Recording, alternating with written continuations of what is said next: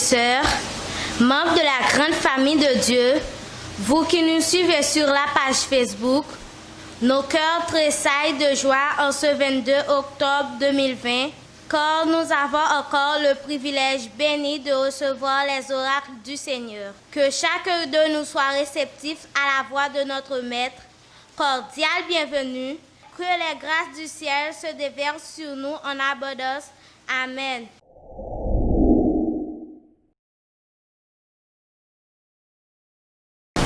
Pourquoi rêver d'un paradis? C'est maintenant et c'est ici qu'il faut unir nos espoirs et nos joies. On dit demain, on dit plus tard, et si demain c'était trop tard pour partager ce bonheur. Alléluia. Alléluia.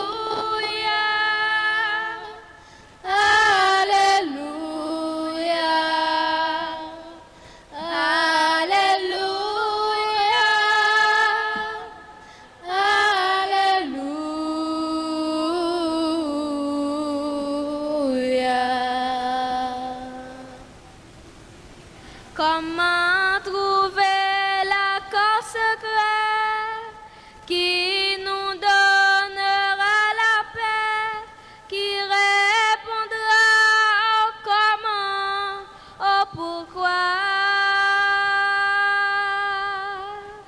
Alors il faut chaque matin ouvrir son cœur, ouvrir ses mains et faire du nouveau jour un alléluia.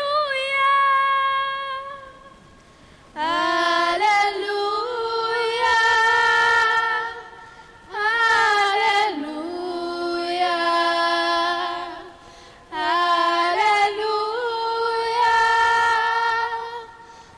Alléluia.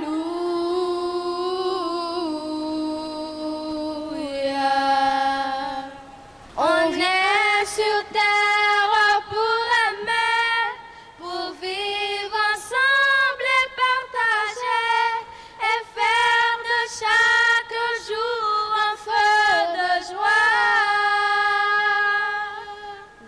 La vie est une symphonie, chacun de nous en fait partie.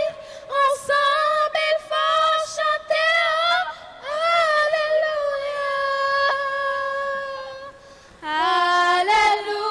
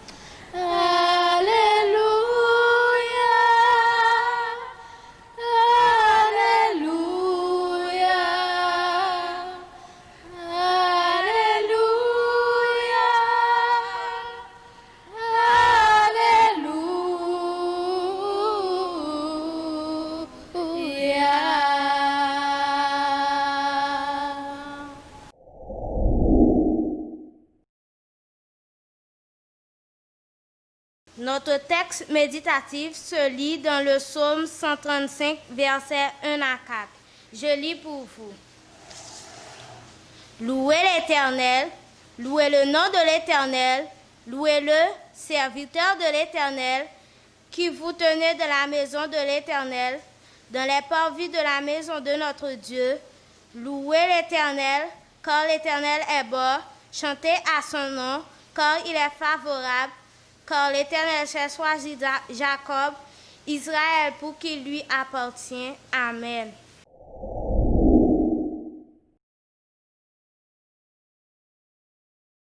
Notre Père Céleste, à cette soirée du 22 octobre 2020, nous unissons nos voix à tous les enfants de ton Église pour faire monter vers toi nos tribus de louange et d'action de grâce. Veille, illumine notre cœur à la réception de ta parole. Au nom de Jésus, Amen.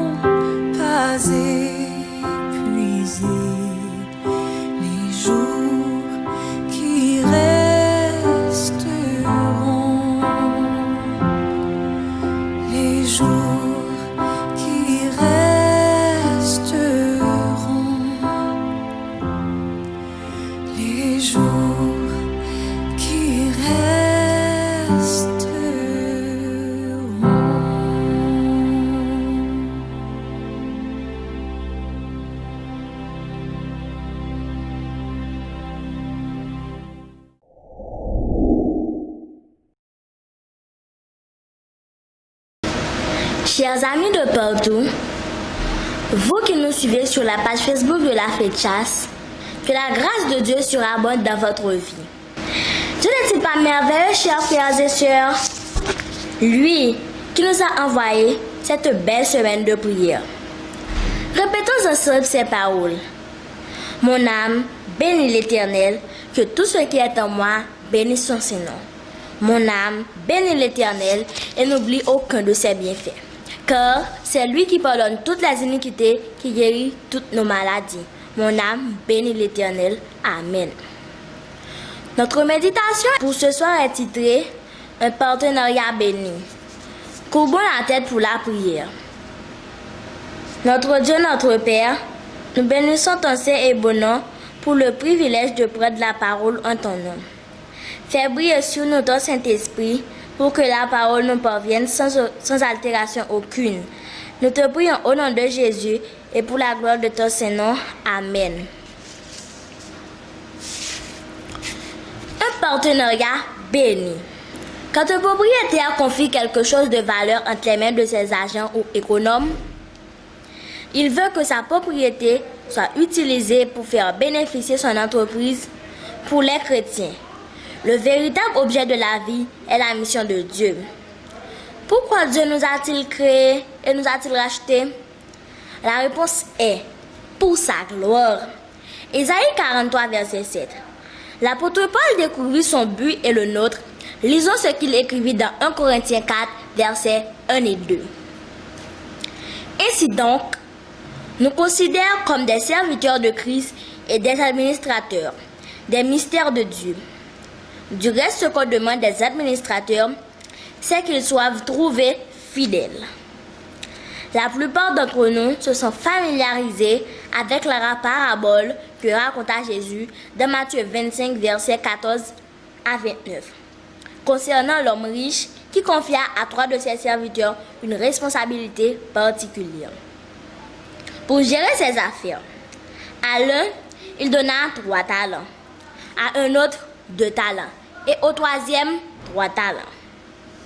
Il donna chacun ce qu'il pouvait gérer selon ses capacités. Le Saint-Esprit confie à chacun d'entre nous des dons, des bénédictions divines, correspondant à ce que nous pouvons gérer en tenant compte de notre personne qu'il connaît bien. Dans la parabole là, chaque monde a au moins un talent.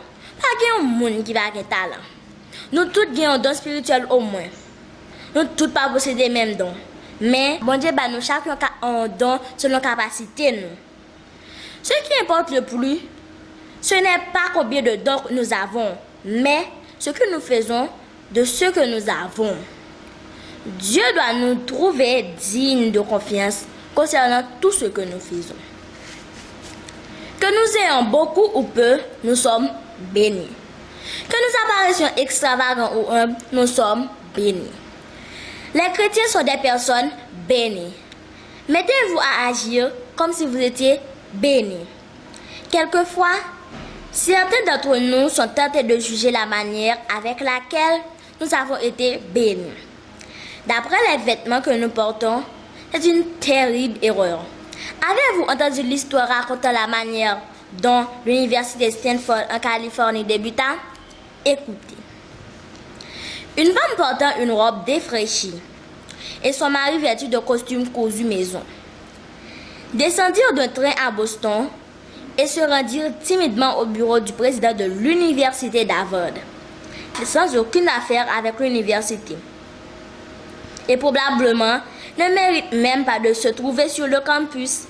Il fronça les sourcils d'une voix douce. L'homme lui dit: « Nous voudrions voir le président. » La secrétaire répondit sèchement: « Il est occupé et le sera toute la journée. » L'homme répondit: « Très bien, nous attendrons. » Pendant 16 heures, la secrétaire les ignora avec l'espoir que le couple se dérangeait au bout de certains temps et partirait. Ce ne fut pas le cas. La secrétaire devint de plus en plus frustrée et décida finalement de déranger le président en lui dit: « Peut-être, s'il vous voit, seulement quelques minutes, ils partiront. » Le président soupira et fit un signe de les faire entrer. Le président s'avança vers le couple, le visage dur. La femme lui dit, nous avions un fils qui a étudié à l'université d'Harvard pendant un an. Il aimait cette université. Il fut heureux. Mais, il y a environ un an, il fut tué accidentellement. Aussi, mon mari et moi, nous voudrions ériger une statue mémoriale pour lui, quelque part sur le campus. Cela n'impressionna pas le président. Madame, dit-il impatiemment, nous ne pouvons pas placer une statue pour chaque personne qui a étudié à Harvard et qui est morte. Si nous le faisions, ce campus ressemblerait à un cimetière. Oh non! Répliqua immédiatement la femme.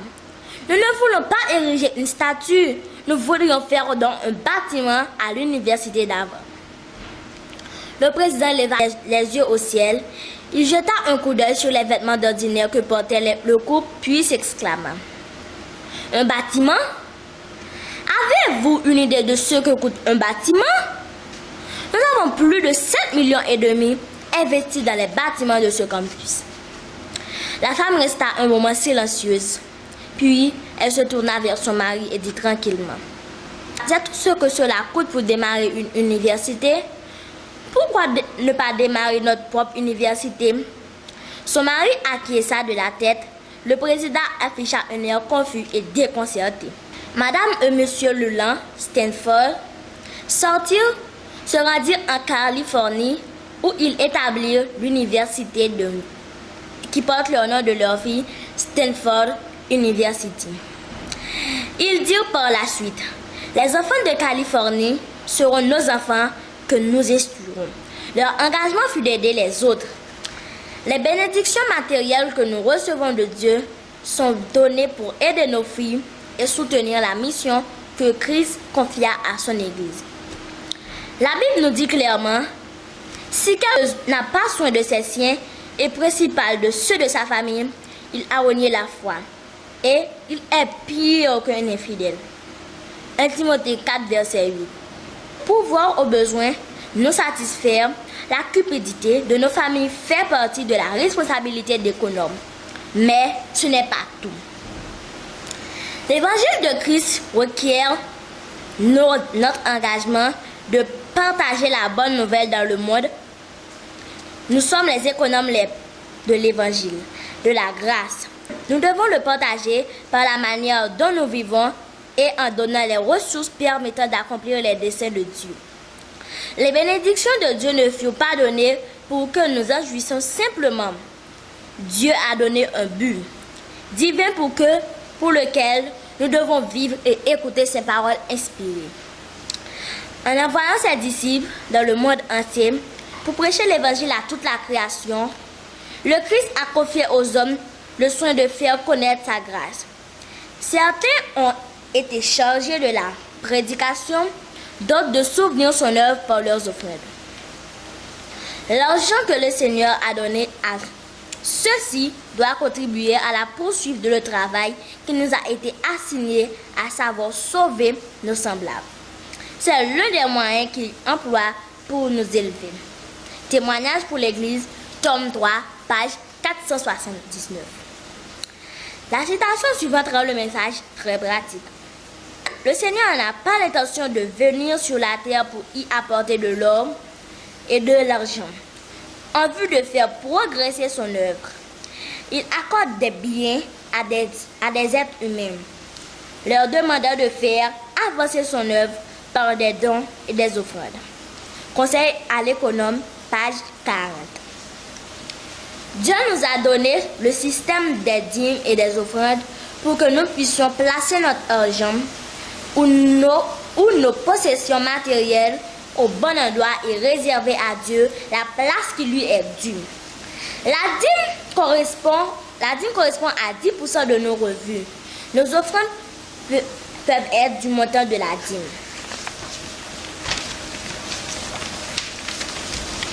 Ce que nous retournons à Dieu doit élever la mesure avec laquelle Dieu nous a bénis. Partenariat béni. Jusqu'à maintenant, nous avons identifié plusieurs des bénédictions. Dieu note les buts de ces bénédictions.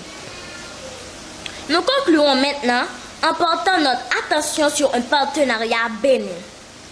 Dieu compte sur vous et sur moi pour entrer en partenariat avec lui dans l'accomplissement de sa mission sur terre.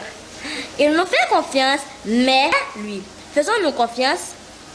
Croyez-vous que le Dieu vous comble de ressources, peut vous réapprovisionner et augmenter ce que vous avez de vos coffres? Une fois que vous avez fait sa volonté, lisons 3 promesses bibliques.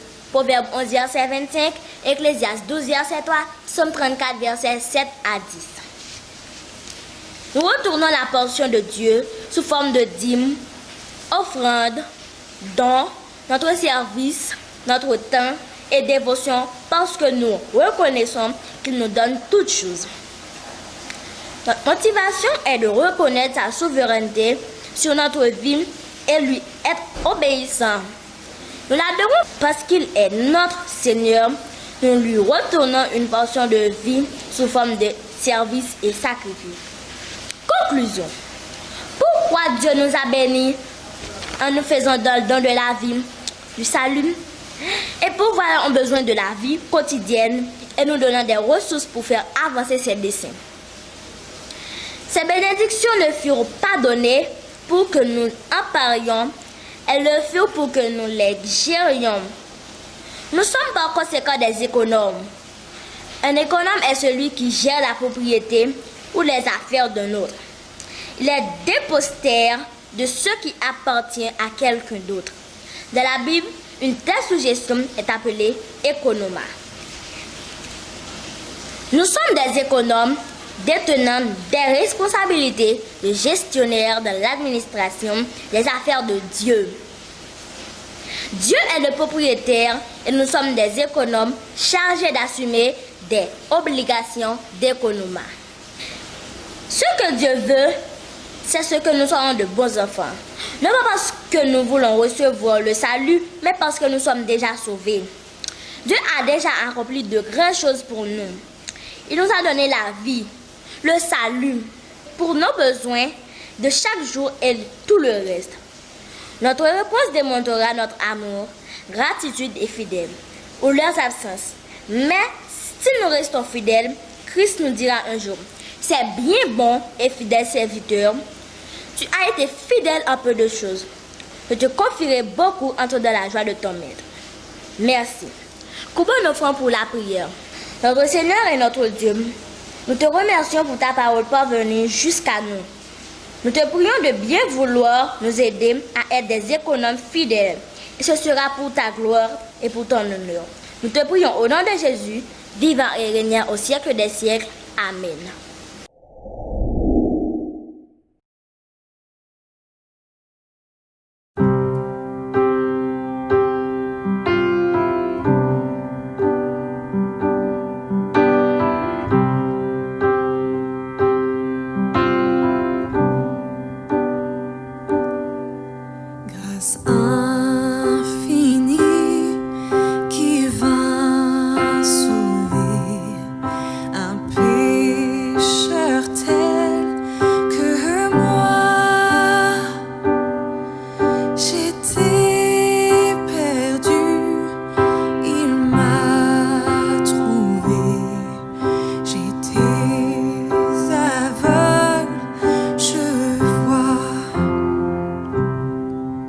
Lorsque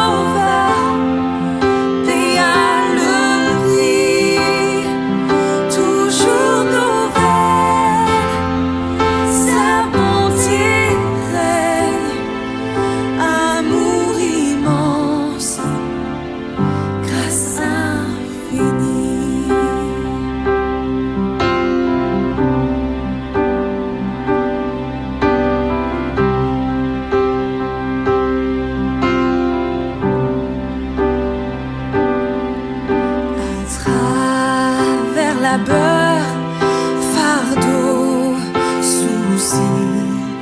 Déjà, je suis passée de Dieu, la grâce m'a jusqu'ici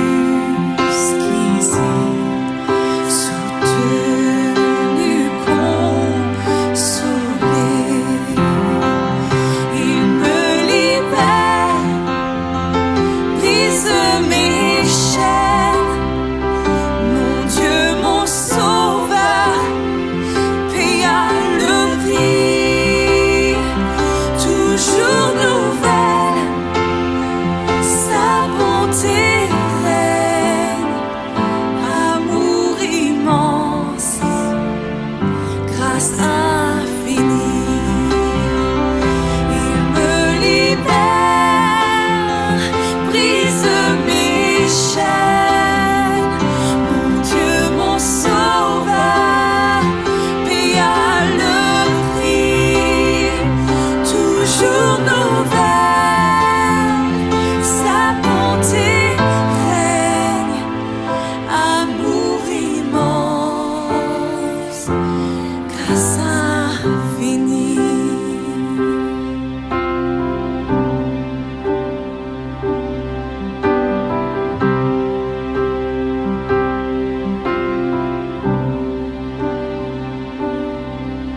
Lorsque dans les jours d'éternité,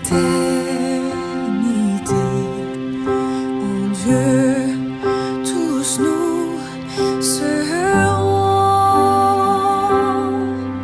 Nous ne pourrons pas épuiser les jours qui resteront.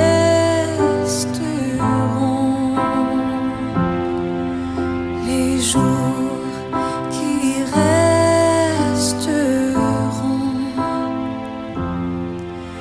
Les jours qui resteront.